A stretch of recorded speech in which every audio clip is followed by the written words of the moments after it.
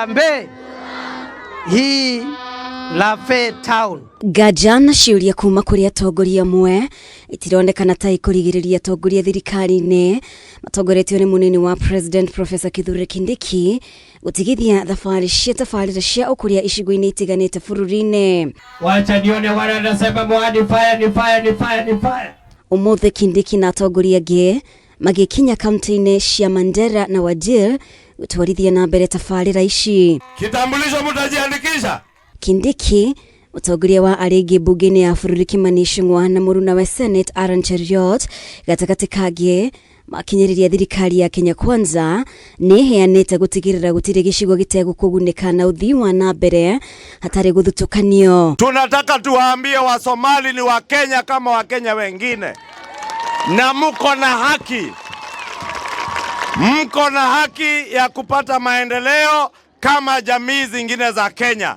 Rais amesema Mkenya ni Mkenya, awe ni wa Northeastern, awe ni wa Coast, awe ni wa Pwani, awe ni wa Central. Atongoria ya magĩkũra na moritũ marĩa mũingĩ kuma icigo cia rũgongo wa bũrũri ikoretwo ikĩgerera nĩguo kũheo ibandĩ.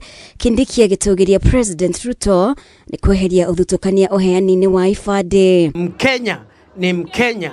Ile utaratibu inatumiwa kupeana vitambulisho Central, Nairobi, Nyanza, Western ndio itatumika hata Pwani na Northeastern, na sio vizuri na ni kinyume na sheria kubagua wananchi wengine. William Ruto ndio rais wa kwanza ambaye ametoa utaratibu ambao umetumika zaidi ya miaka 60 ambao ulikuwa unabagua wananchi wetu wa kutoka sehemu hii.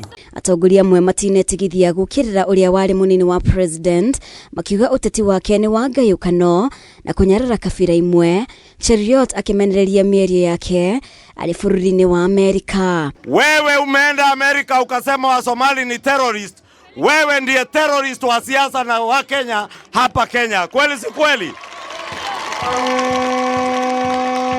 Usidharau jamii zingine na udharau watu sababu ati umeenda Amerika kuombaomba pesa. Kindiki no ahithũrĩtie mũbango wa waki wa barabara ya kilomita 750 ĩrĩa ĩkũnyitithania kaunti cia Mandera, Wajir, Garissa na Isiolo na ĩkũhũthĩra shilingi bilioni 100. Kuna barabara ingine ambaye mlisikia Mheshimiwa Rais akitaja ambaye ni barabara ndefu zaidi kuwahi kujengwa katika Kenya. Barabara ya kilomita 750 ambaye itaunganisha hii sehemu ya Northeastern na Kenya ile ingine. Itatoka pale Isiolo kwa sababu Isiolo kuna ile lami inatoka Nairobi inapitia Isiolo ikienda Moyale. Ngiribotera Kameme TV, ritwa rĩakwa nĩ Mubi Wachege.